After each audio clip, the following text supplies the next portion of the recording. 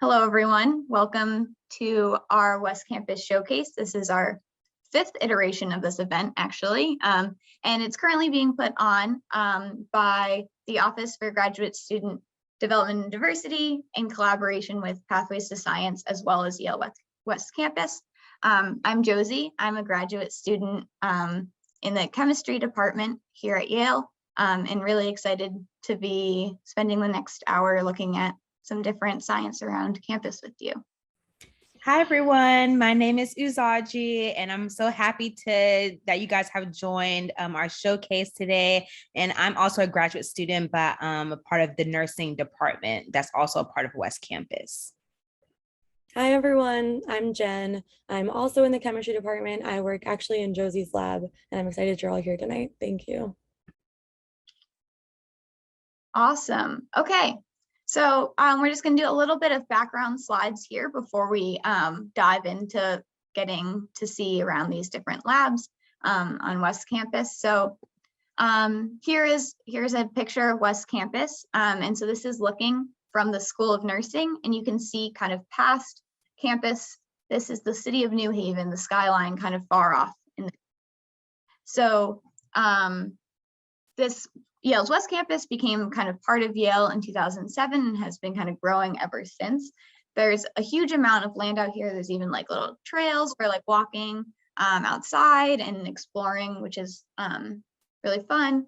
It's a full campus, so we're going to see a lot of different labs today, but there's also conference rooms, dining areas, spaces to bring it all together. Yeah, it's, as people are saying in the chat, it's very, very big, lots of trees, very pretty landscaping out here. And there's a lot of people who work out here. And so there's about 1,600 faculty, staff, and students working together on projects, working on different projects, different types of science all around the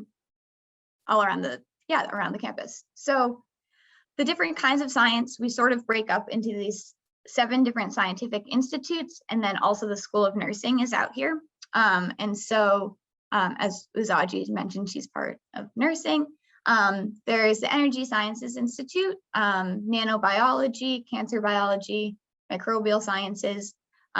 We'll be hearing from the Institute for the Preservation of Cultural Heritage. There's systems biology, chemical biology, and the School of Nursing, as I mentioned. So lots of different types of science all around. Makes it really fun for different collaborative projects. So then beyond these like institutes, we have many different cores and centers. So I'm not going to talk too much about this because I don't want to give away our future talks. But these are different facilities on campus that allow for kind of shared work to happen and really promotes the science happening out here. And so kind of as we've been talking about the diversity of the science out here, of course, this only works out because of the diversity of people who are doing the science. And so at the Office for Graduate Student Development and Diversity, as well as with Pathways and West Campus, we all think it's really important that everyone feels like they belong and have a place in science. And so we're hoping today, kind of by showing you this different scientists and science, you can see that there's maybe a place that you like and feel like would be someplace maybe you want to work in the future. So we have to go through a couple rules, unfortunately, before we dive in. So I think probably many of you have worked in this webinar format before, but just to run through it again, any questions that you have for the speakers, please put these in the Q&A box, and Uzaji will kind of help read these to our presenters after each of their talks. If you definitely want her to answer a certain question, definitely upvote it. So if one of the other students asks something that you also want the answer to, instead of just putting it in again, upvote it, and we'll definitely try to answer those. And when you are messaging in the chat, which a lot of you are, and it seems like most of you have figured this out, yeah, you can make sure you have it set to everyone so that, yeah, everyone on the call can see what you have to say and sharing your enthusiasm. It's great to see it. Okay. Some chat guidelines, please keep it focused on the science. Show your enthusiasm, absolutely. Just be respectful, don't spam it. And if anything we deem to be inappropriate or drawing away from what we're trying to focus on, we'll have to remove you from the event, which is not what we want to do. Okay, so then we want to tell you what we're going to do today. So we're going to start with the Institute for the Preservation of Cultural Heritage. And then from there, we're going to move kind of across campus downstairs to the West Campus Imaging Corps. And then the evening will be brought to an end by the Yale Center for Genome Analysis. And so now, without further ado, I'm going to introduce everyone to Elise in the Institute for the Preservation of Cultural Heritage. Thank you so much. Thank you, Josie. Okay. Hi, everybody. Thanks for tuning in today. My name is Elise, and I'm a trained geologist, and I work at Yale's Institute for the Preservation of Cultural Heritage, or IPCH for short. So as a geologist, I've had some great adventures working outdoors on field projects and even excavations, as you can see in the pictures. I've also done a lot of laboratory work that can tell me very accurately the amount of each element and even the different isotopes of elements that are present in rocks and minerals. And here at IPCH, I use my superpowers to identify and chemically characterize the materials that museum objects are made of, so that we can learn about cultures of the recent past and cultures from very long ago. So today, I hope that you will join me in figuring out a mystery relating to the object that I will show you next. So here's our mystery object, and it's roughly twice the size of a jelly bean. So to start with, I have two questions for you. Question number one, what do you think this object is? And a more fun-related question, if it were a jelly bean, what flavor would it be? So please write your answers in the chat box. Okay, I already see a couple of answers coming in. Great. Awesome. There are really some good ideas here. Okay. So thank you for that. I really saw some great responses like a coin and some interesting tastes, flavors.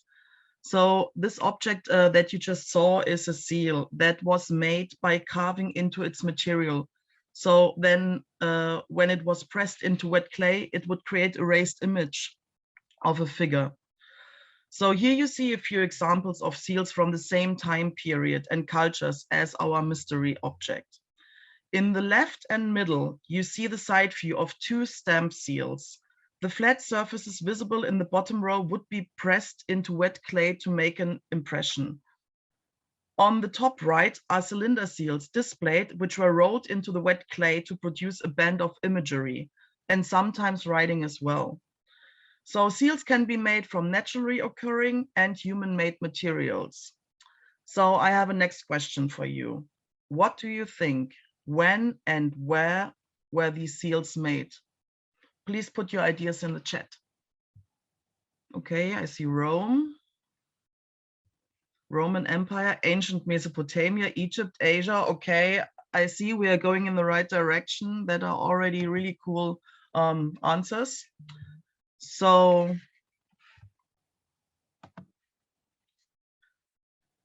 you were on the right track, and I even saw ancient Mesopotamia. So the area we are targeting is Asia, the Near East, and indeed, more specifically, we are talking about Mesopotamia. So the name Mesopotamia derives from the Greek words Mesopotamoi, which means between the rivers, and points towards the Euphrates and the Tigris rivers. So the core of Mesopotamia was located in the area of modern-day Iraq, Syria, and Kuwait, and was home to the first urban civilizations worldwide about 6,000 years ago. So the earliest evidence for those seals from ancient Mesopotamia predates even the development of writing. And our mystery object seal was made approximately 5,000 years ago. What is very interesting from a geologist's point of view is that the land is awesomely flat with no quantities of rocks, metals, or minerals. So the only raw material that is available in large amounts is mud, which could be refined to clay, for example. Yet seals from ancient Mesopotamia are made of lots of different materials that aren't available locally. So the map on the right shows examples of different materials with colored dots and the trade routes that connected the people from ancient Mesopotamia with other regions and civilizations. So the project I'm working on and our mystery today is to identify the raw materials that were used for seal making and to connect those materials to their natural sources.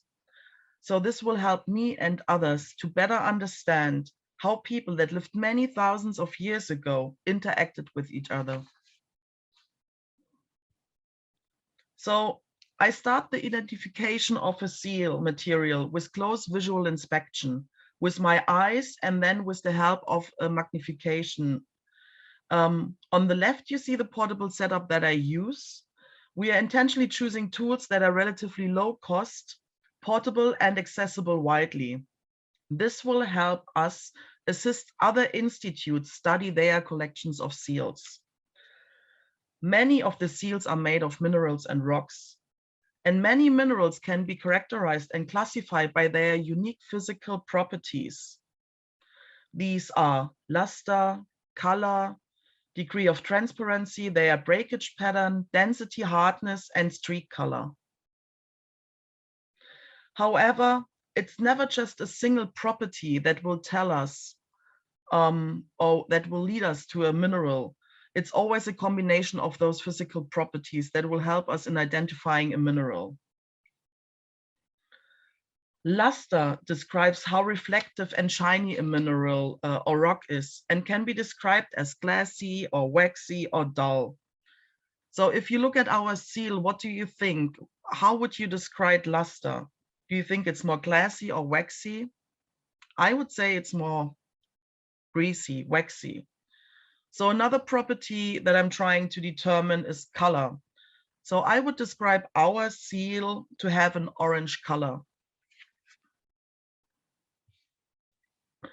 And if you set the seal on a black background and you put a white thread underneath, you can see it in a fuzzy way. So therefore, I would describe the material as translucent. Testing hardness and streak color are not typically performed with museum objects like the mystery seal.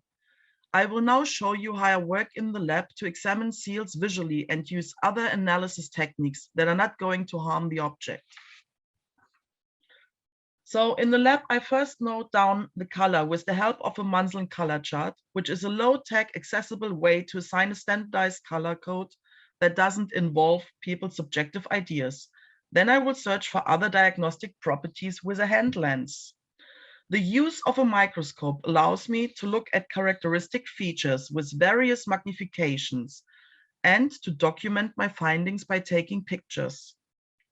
With museum objects, there are some tests that we cannot perform because they will cause visible damage to the object. We cannot intentionally cause breakage in order to observe cleavage or fracture. But in some cases, the seal may have experienced damage already. So it's important to look for evidence of that. And I'm sure you already spotted the fracture on the seal. It is a smooth curved surface that resembles the interior of a seashell. This is what we call a conchoidal fracture. And this type of fracture is commonly observed in quartz and glass. So there are various orange colored minerals that could have served for producing our seal. such as zircon, garnet, topaz, carnelian, and rhodochrosite. Each of those minerals has unique physical properties. So let us summarize what we already know about our seal through visual inspection. We know that it has a greasy luster, so it cannot be rhodochrosite. We know that it is translucent, and we know it has a conchoidal fracture, so it cannot be zircon or topaz. That leaves us with carnelian and spessartine, which is a garnet. Some minerals and rocks are easily identified by visual inspection. However, in some cases, it is more challenging, and in addition to visual inspection, we need to determine the chemical composition. This will help us to determine whether our seal is made of carnelian or garnet. So, chemical analysis can tell us the elemental composition of the material. If we want to know which elements are in our material, such as sodium, calcium, aluminum, silicon, iron, we speak of qualitative analysis. If we want to know how much of an element is in our material, we talk about quantitative analysis. Portable X-ray fluorescence analysis, or short PXRF, is a non-destructive method that can be used to determine the type and the quantity of measurable elements. In XRF, a sample is stimulated using primary X-rays to emit fluorescent X-rays, which are characteristic for an element, and conclusions about the composition of the sample can be drawn from the spectrum of this emitted radiation. Each element that gives a detectable XRF signal appears as characteristic peaks in the spectrum, and the area below a peak is related to its quantity. However, elements lighter than magnesium, shown in the periodic table in gray, hardly give XRF peaks, as the energy of the fluorescent X-ray is too low to be transmitted through air. This is a short clip showing the XRF analysis of our seal. I first placed the seal on the instrument. I then put a leaded cap on the sample to protect me and my environment from the emitting radiation. Afterwards, I start the analysis from my laptop. So now I started. Click, and immediately the sample is exposed to primary X-rays. The fluorescent X-rays are detected and the sample-specific spectrum is created. So now I have to interpret the spectrum. And I'm doing this by opening the periodic table of elements to assign elements to the generated peaks. The biggest peak is silicon, Si. Another peak can be assigned to rhodium, Rh. However, this is an instrument artifact and not relevant for our sample. Another element that was detected is our seal. In our seal is iron, Fe.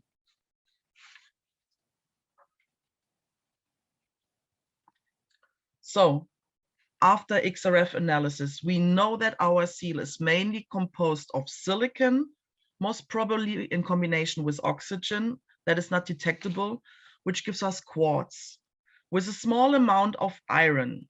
So my final question for you today is, looking at the spectrum, what do you think our mysterious seal is made of? Please write your answers now in the chat box. Okay. You are all great scientists. Okay, awesome. Thank you so much. Of course, it's made out of carnelian. Thank you so much. That was awesome. So with that, we can finally answer the question from where the carnelian came from.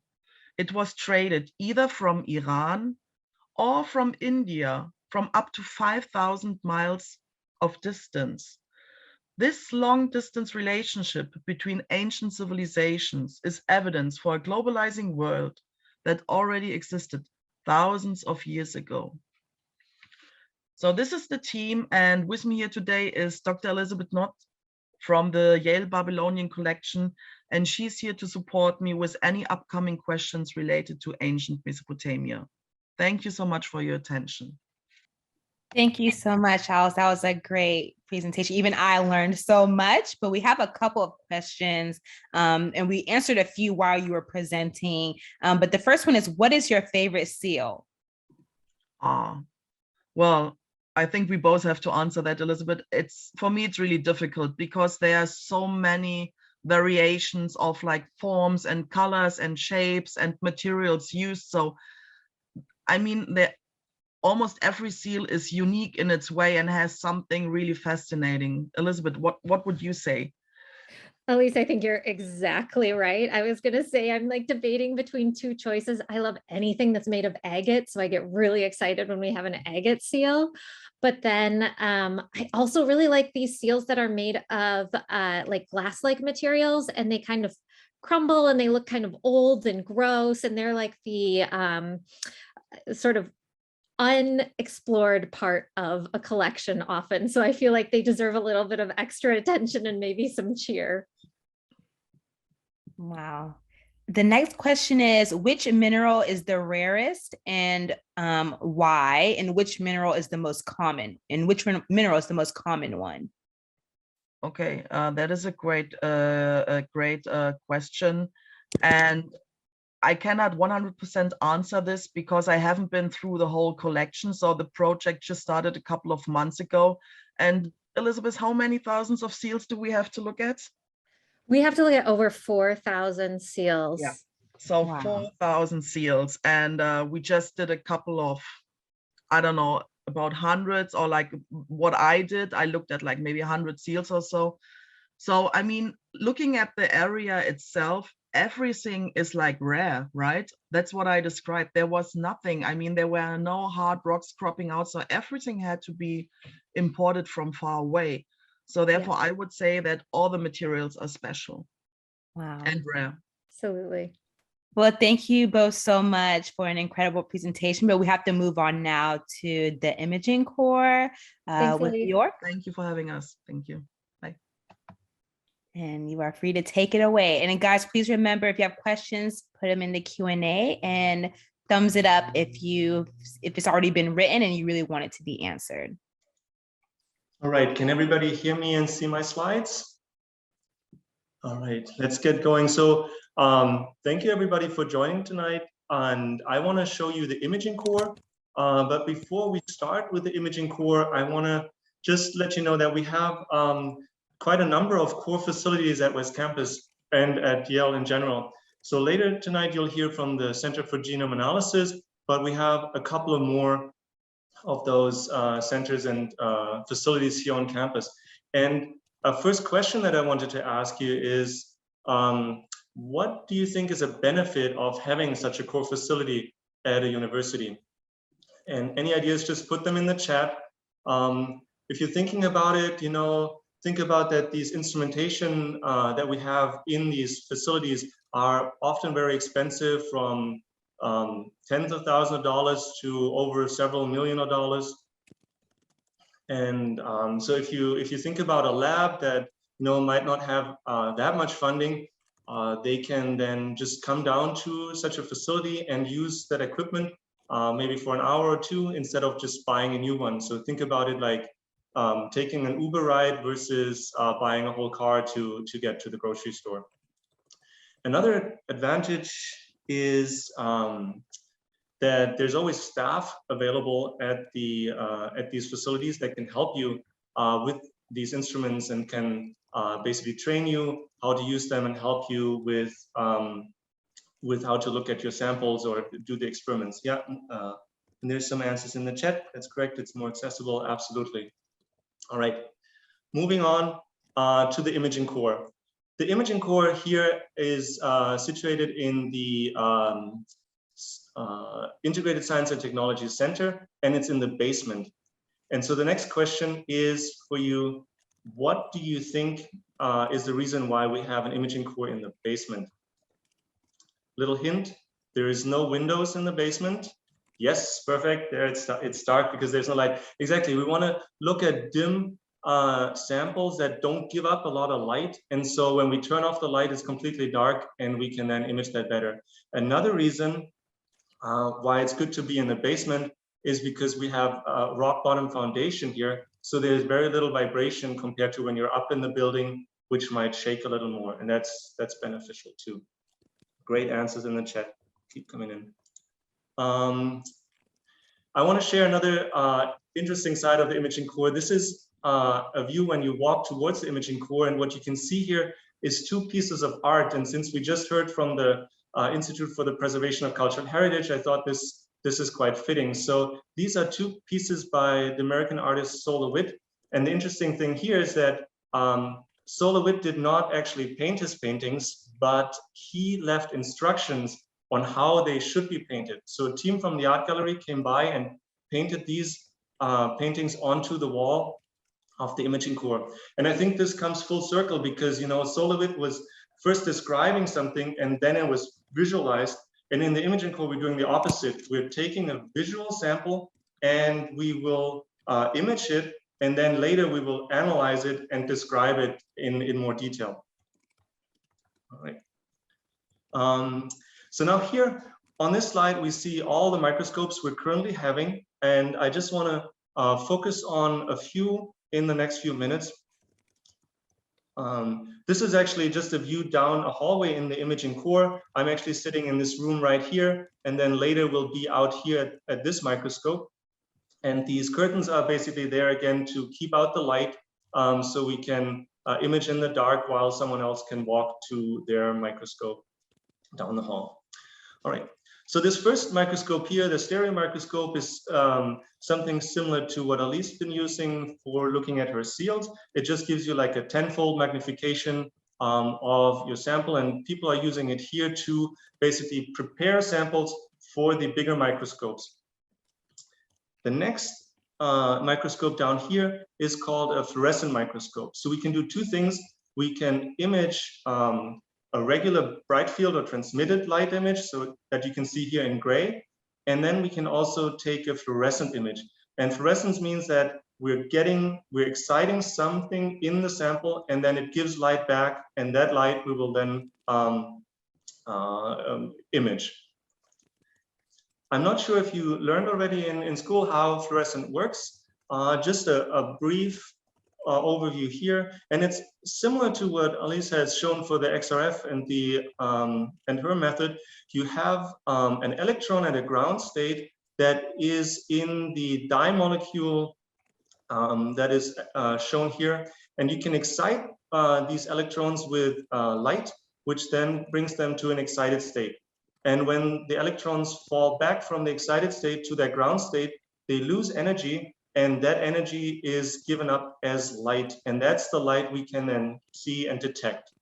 And there's all kinds of fluorophores in all different colors. So researchers can use different colors to label different structures in their sample, and then determine where that sample is located within the cell, for example.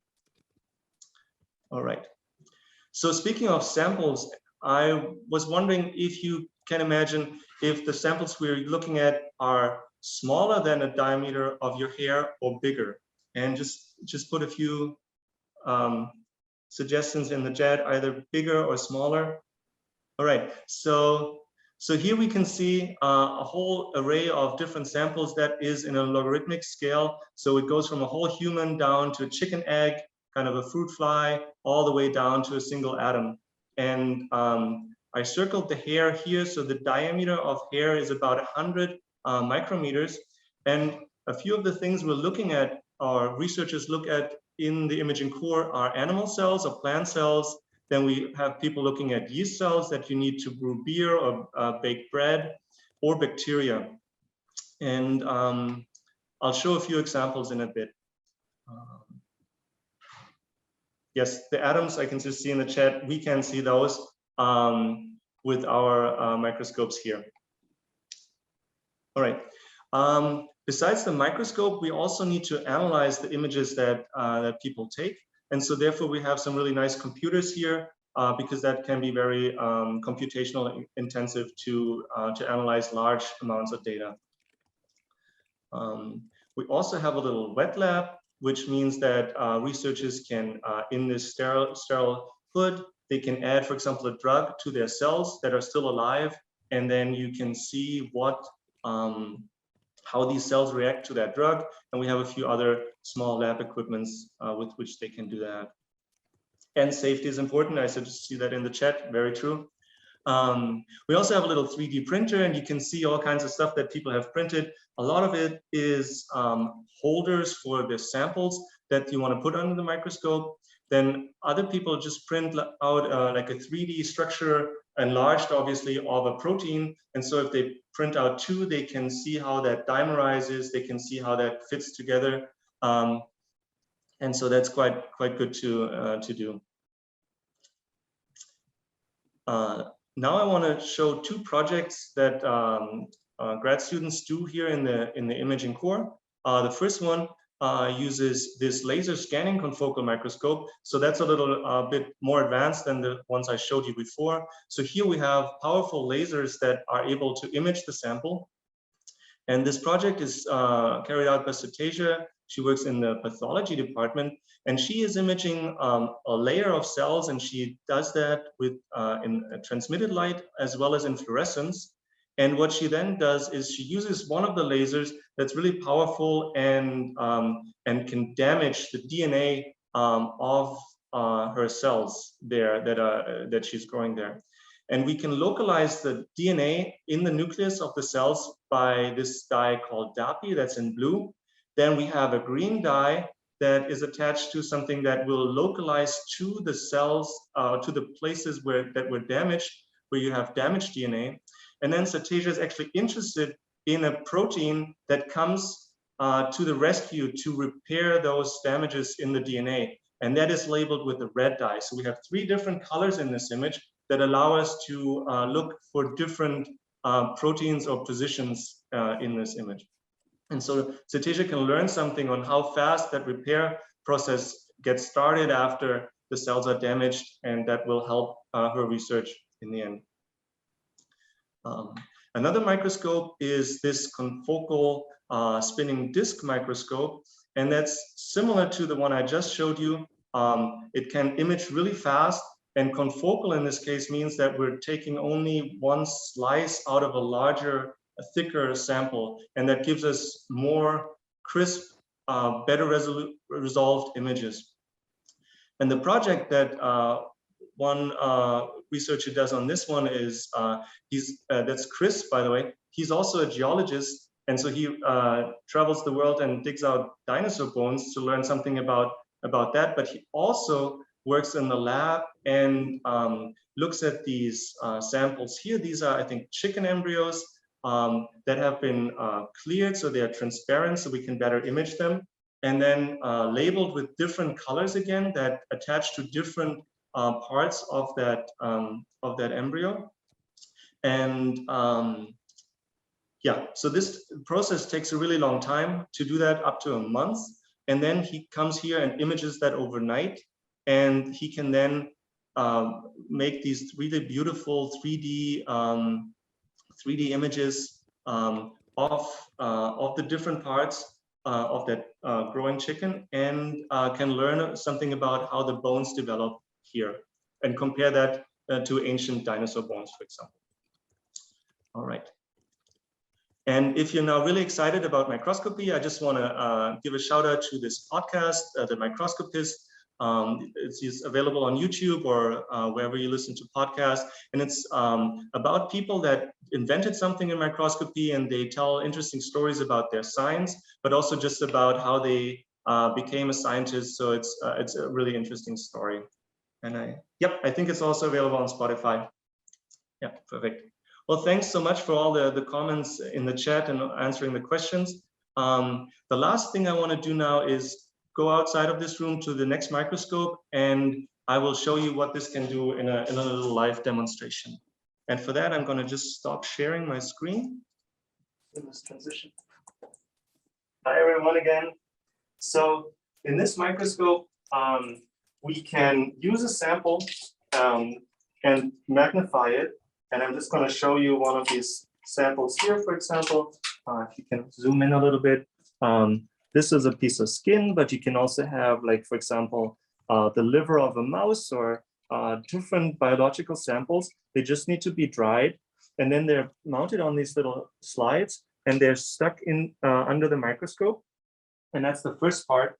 And then what we'll do with this microscope is we are able to cut out with a laser certain pieces of that sample, and we're going to collect it into tubes that will be stuck here, and they will be mounted underneath the microscope. So this way, once we cut something out, it will fall down, and then we can send it over to the Center for Genome Analysis, for example, and we can have it analyzed for the DNA or the RNA that's in that sample, or for the proteins. And the cool thing about doing it with a microscope is that we can look at the sample and we can stain it with different dyes, and then we can see which area is interesting to us, and we can cut out this area specifically. So I'm just coming over here. Here I took an overview of this sample, and you can see that I've messed around with this sample before, so I made little cuts, and I want to show you now that how easy it is to cut something out of the sample. So I use this touch pen, and I say that this feature here is, for example, something that I want to analyze in more detail. So I just circle it, and then I tell the laser to start cutting, and then hopefully within a few seconds, we should see the laser cutting through that tissue, and it just fell down. So that's something we can see. And now we could basically look in that cap, if I had mounted one, and collect this and send it for analysis. And yeah, that's a very brief but simple demonstration. And so now I think we have maybe questions in the chat, and I'll try to answer those. Thank you so much for that. So we have a couple questions in the chat, and two of them I'm going to link together. So the first two is, what is your favorite microscope to use, and what is the best microscope to use? Well, these are good questions, and I was afraid of those because I don't want to really answer them, because they're all interesting, they're all different. And so what I might say this, so what I like about my job so much is that I can work with all these different really talented people, and they come and have different things that they want to image. And so one day I can go to the confocal microscope and play with this, and another day I can go to an atomic force microscope and play with this and help the users there. So I don't have a favorite. The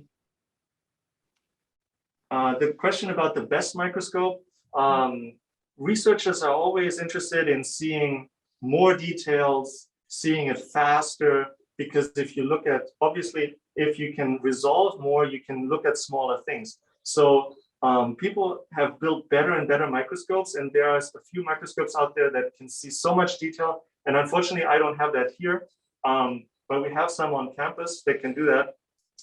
The other thing is, microscopes need to be fast to take an image. You cannot take like an hour, because if your sample is moving around, you want to be able to quickly take the images. Like if you imagine like a race, you know, like the 100 yards or 100 meters, and if your camera is slow, then you would have a blur on your image when the runner runs by. And so you want to have a crisp image, and so the microscopes need to be fast. That gives you an idea of what better means. So it could be faster, it could be better resolution. Thank you. And even speaking of imaging, that kind of leads us to our last question here, and we can move on. But the question reads, do we always have to dye the sample before imaging it in the microscope? What does the dye do? Yes. So the answer is no, we don't always have to put a dye into the sample. We can use the transmitted image, for example, and that gives us just an image of the cell without any dyes. If you want to add a dye, you often make it specifically binding to a certain structure in your cell. For example, the nucleus, you can label that with a certain dye, and then you can label something outside of the nucleus with another dye. So you have two colors, and they're at two different places in your cell, for example. And that can tell you something. If they're later overlapping, you know that these two structures or entities might do something work together to produce something in the cell. So you can learn something by adding the dyes to specific structures. Very good question. Well, thank you so much, Matt and New York, for this beautiful presentation. So we're going to move on to our last presenter, Bonnie, with the Center of Genome Analysis. So we're ready for your presentation. Hi, my name is Bonnie. I'm Director for Genomics Center at Yale University at West Campus. So basic question, so Yale Genome Center, it's actually established in 2009, and it's located in a very new building, and I'm going to show you the lab around. So it has approximately 7,000 square feet laboratory space, and we have almost 4,000 square feet of office space, which includes a break area also. We are 31 staffs are working here. Out of them, as we were talking about diversity, we have people with various kinds of degrees like PhDs, MDs, and MS degrees and bachelor's degree. So we have 7 PhDs, 6 people with MS, 2 people with MD, and then the rest of them with the bachelor's degree. And we have people from all the continents. I'm starting from Asia, Europe, America, Latin America. So we have actually people from a lot of this continent, every single continent that you can think about working here. So just a little bit few snapshot of our lab, but I'm going to show you lab in a live demo also. So this lab is called as open concept laboratory. That means there are no walls between labs, and people are working on their individual base. That means they can interact with each other if they want, and that is actually what you are learning while you are working. So this is an open concept lab. Lab consists of multiple instruments and and we have very, very fancy sequencing. So these are sequencers that actually sequence DNA, and we'll talk more about it as we go. So again, this is another view of our lab, open concept lab. With each bay, people are working on their separate bays, and each bay is well lit with all kind of instrumentation. So as you know, we do DNA sequencing, and I will explain you why we do those in the later slides. But we set up hundreds of reactions. That means like we mix and matches reagents with each other. So we have every single day, we have to make such thousands of reactions. So which is not manually possible for us. So what we do, we use liquid handling system or robotic systems to prepare those reactions, mixtures. Okay, so here is an example of that, this robot. So each of this well consists of one individual sample.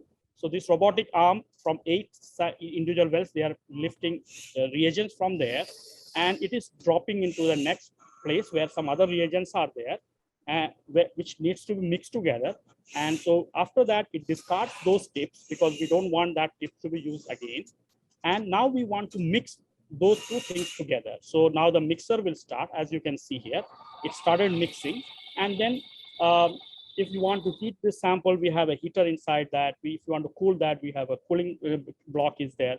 So in this way, without touching any of this thing, whole reaction can be set up using robotic system. So these are called as liquid handling system. And all the reactions that we set up here or for our DNA sequencing, we use these robots for those operations.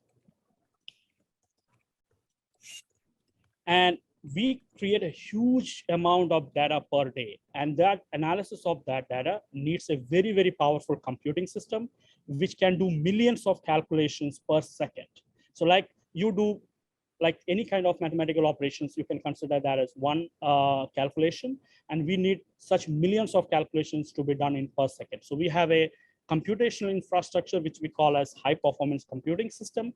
And this high performance computing system has 400 nodes, and which consists of 4,500 cores. That means it's a combination of 4,500 computers that you use every single day, and which has a storage of 3.5 petabyte.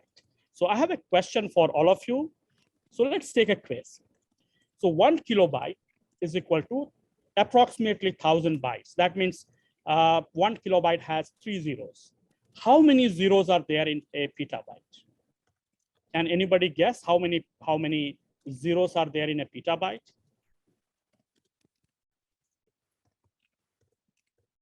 No, not nearby. Okay, so let me just try to answer this.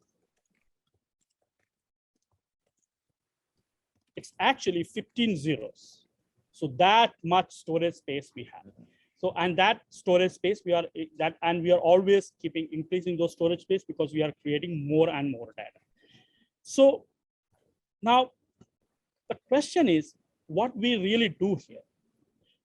Our job is to find sequences of nucleotide bases in DNA and RNA. So as many of you know, that DNA is made up of 4 different bases: adenine, guanine, cytosine, and thymine. And they are abbreviated as A, C, T, and G. Now we want to find what is the sequence of or order of these bases in the DNA or RNA. But why we need to do that? That is our next question. So now, book of life. All living organisms are made up of DNA.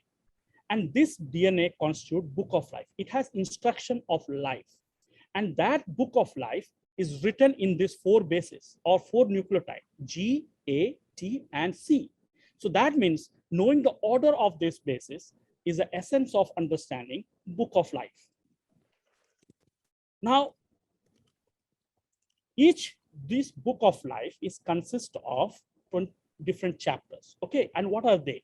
So DNA, that each cell contains many different amount of DNA. So those DNA is condensedly packed into a very, very compact structure called as chromatin.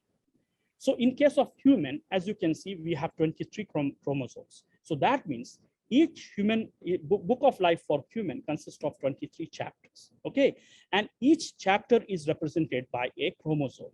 And this chapters consist of functional sections. Sections in the, you have seen the books and chapters, they have small sections.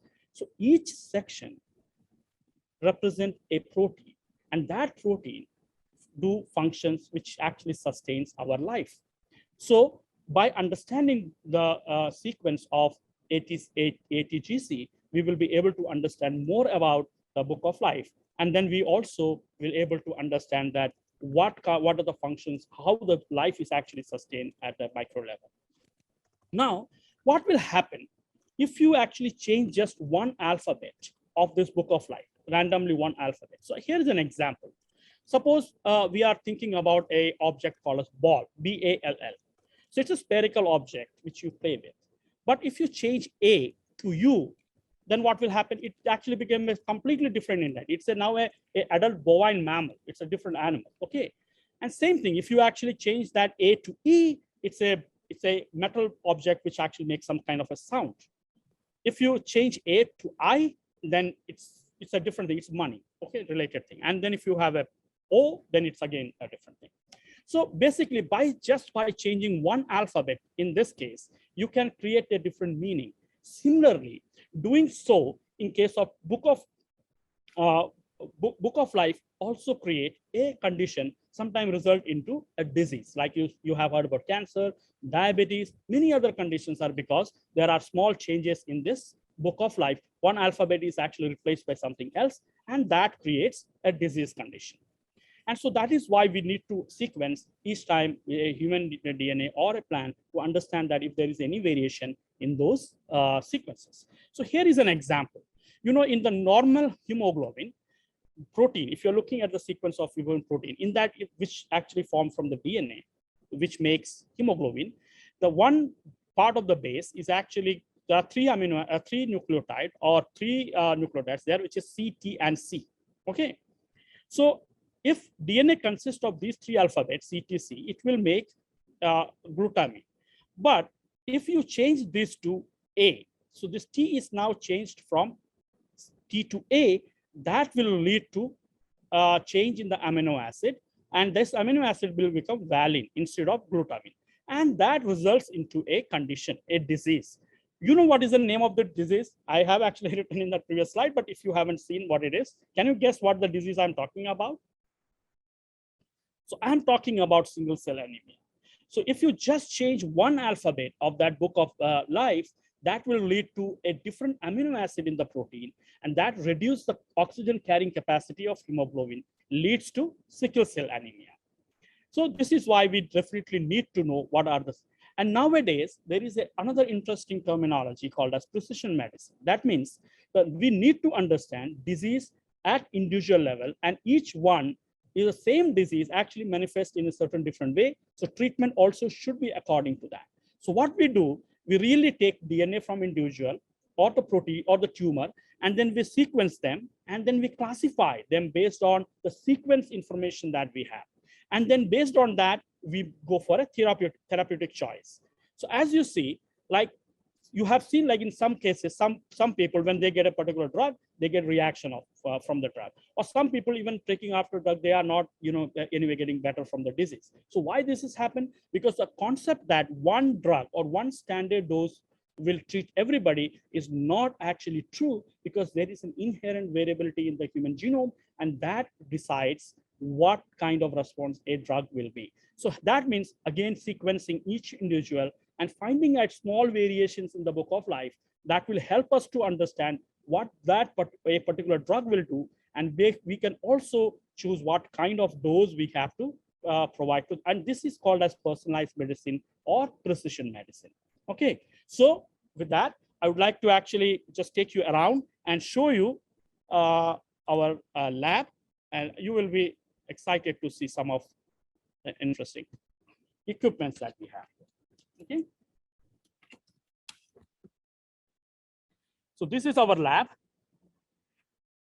As you can see, I was talking about the open oral concept lab, and this instrument is the one. I think I'm not yet.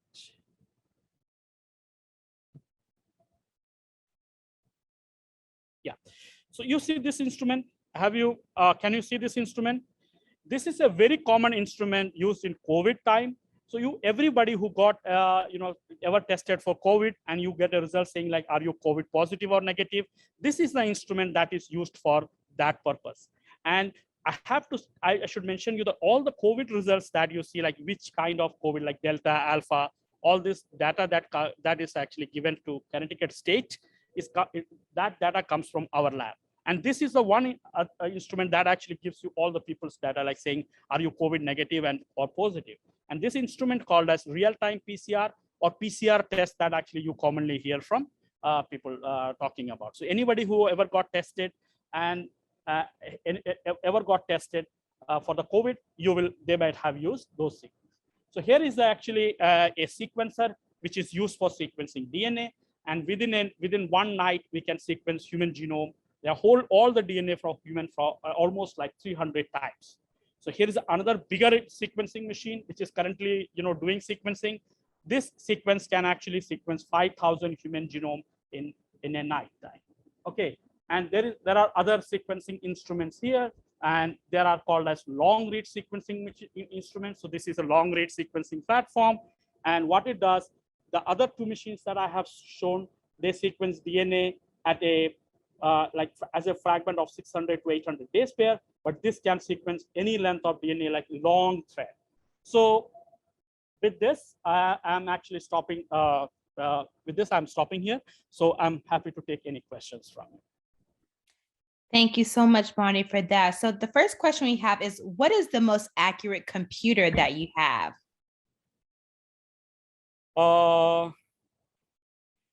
Accurate computer. So what we use, we manufacture our own system. So it's called as high performance computing system that I said. So it's actually a combination of a big, huge network of computer tied together. And the softwares that actually runs these computers, they use all the CPUs, effect of all the CPUs together. So they are not small computers. For our daily work, we use Mac or Windows system. But essentially what we do, we use our Mac or Windows system to connect to this. So actually we connect to these big servers. So we are not really doing any analysis on our system, our computers, but rather than we are using our computer as an interface to connect to that big computer system. So they are fabricated. They are actually fabricated specific for our purposes, and we mix and match things, and we make our own computer for performance. Thank you for that. And the next two questions, I'll clump them together. So they asked, how many experiments have you done, and what do you love most about what you do? So here actually we do something very cool stuff. Like, there is something called as rapid whole genome sequencing. So what happens, the kids, those who are just newborn babies, they are terribly sick. They are in pediatric ICU or in neonatal ICU. So doctors, sometimes they don't know what's happening with them.